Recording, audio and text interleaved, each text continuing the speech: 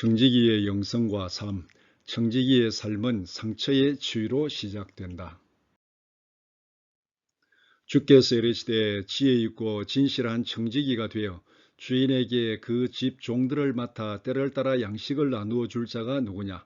주인이 이를 때에 그 종이 그렇게 하는 것을 보면 그 종은 복이 있으리로다. 누가복음 12장 42절에서 43절 말씀. 예수님은 누가복음에서 청지기의 핵심이 무엇인지를 말씀합니다. 청지기는 다스리는 종입니다. 지혜롭고 진실한 청지기는 집안의 종들을 잘 관리하고 먹이고 입히는 관리자입니다.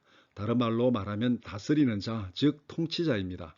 하지만 청지기는 자기 뜻대로 다스리는 통치자가 아니라 주인의 뜻을 따라 집안의 종들을 잘 관리하고 다스리는 종입니다. 따라서 청지기는 주인의 뜻을 따라서 집안 식솔들을 지혜롭고 진실하게 다스리는 종입니다. 인간이 타락하면서 청지기의 영성도 타락했습니다. 아담이 타락한 이후 인간은 하나님의 형상대로 창조된 하나님의 대리자가 아니라 자신이 창조자라는 착각에 빠지게 되었습니다. 자신이 창조자라는 타락한 착각 때문에 인간이 타락한 이후에는 사람들의 삶을 이끌어가는 영성이 두 종류로 분리되었습니다. 하나는 예수님을 알지 못하는 사람들의 타락한 영성이며 다른 하나는 예수 그리스도 안에서 회복된 거듭난 영성입니다.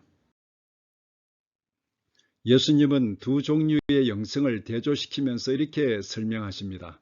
예수께서 제자들을 불러다가 이르시되 이방인의 집권자들이 그들을 임의로 주관하고 그 고관들이 그들에게 권세를 부리는 줄을 너희가 알거니와 너희 중에는 그렇지 않아야 하나니 너희 중에 누구든지 크고자 하는 자는 너희를 섬기는 자가 되고 너희 중에 누구든지 으뜸이 되고자 하는 자는 너희의 종이 되어야 하리라.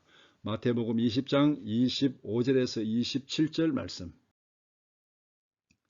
타락한 영성의 특징은 굴림과 자기 과시입니다.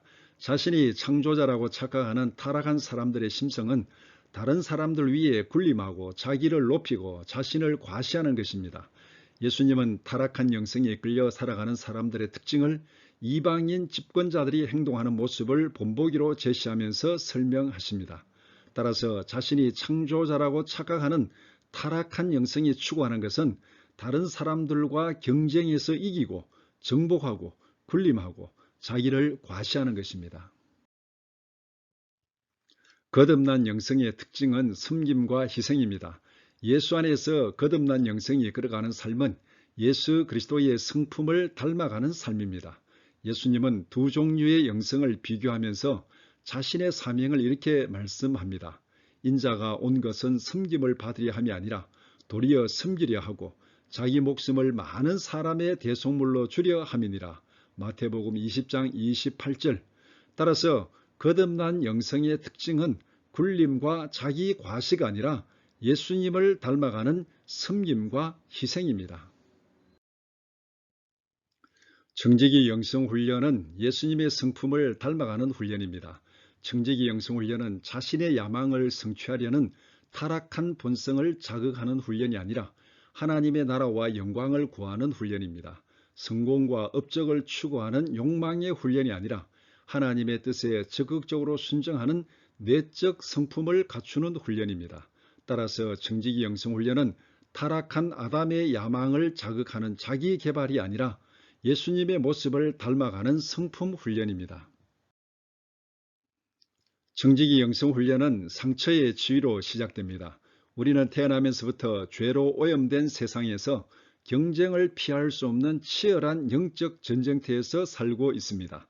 전쟁터에서는 수많은 상처를 입을 수밖에 없습니다. 우리는 가장 가까운 사람으로부터 가장 큰 상처를 받습니다. 마음의 상처가 치유되기 전에는 우리의 성품이 변화될 수 없습니다. 그렇기 때문에 예수님의 성품을 닮아가는 청지기 영성 훈련은 마음의 상처를 치유하는 내적 치유로 시작됩니다. 나눔을 위한 질문. 청지기의 핵심적인 개념은 무엇입니까? 누가복음 12장 42절에서 43절 말씀을 참고로 하여 이야기해 봅시다. 예수님께서 말씀하신 두 종류의 영성이 가지는 특징은 각각 무엇입니까? 마태복음 20장 25절에서 27절 말씀에 근거하여 이야기해 봅시다. 청지기 영성훈련은 예수님의 성품을 닮아가는 훈련이라는 말의 의미는 무엇입니까? 마태복음 20장 28절을 참고로 하여 이야기해 봅시다.